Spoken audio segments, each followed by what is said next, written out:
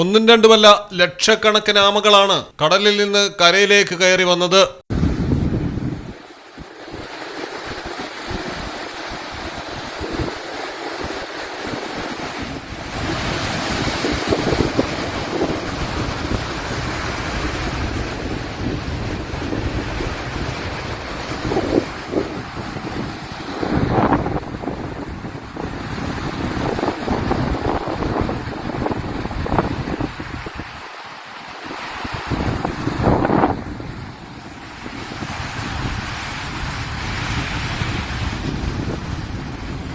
Audition തീരത്താണ് ഈ പ്രതിഭാസം. പ്രജനനത്തിനായാണ് റെഡ്ലി കടലാമകൾ കരയിലേക്ക് എത്തിക്കൊണ്ടിരിക്കുന്നത്.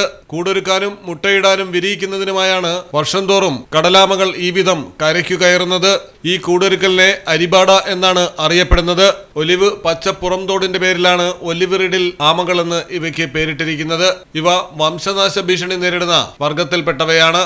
100 മുതൽ 150 വരെ മുട്ടകളാണ് ഇടുന്നത്. 50 മുതൽ 55 ദിവസങ്ങൾക്ക് ശേഷം മുട്ടകൾ വിരിഞ്ഞ് കുഞ്ഞുങ്ങൾ കടലിലേക്ക് നീങ്ങും. സാധാരണയായി രാത്രികാലങ്ങളിൽ തീരങ്ങളിൽ ആളൊഴിയുമ്പോഴാണ് ഇവ കൂട്ടമായി എത്തുന്നത്. എന്നാൽ പകലും ഇത്തവണ മുട്ടയിടാനായി എത്തി. ഈ വിധം ലക്ഷക്കണക്കിന് ആമകൾ എത്തുന്നത് ഇതാദ്യം. വനംവകുപ്പിന്റെ പ്രത്യേക നിരീക്ഷണം ആരംഭിച്ചു. ഫെബ്രുവരി 15 ആരംഭിച്ച് 25 വരെ ഈ പ്രതിഭാസം നീളുമെന്നാണ് ഋഷികുല്യ കടലാമ സംരക്ഷണ സംഘം അറിയിക്കുന്നത്.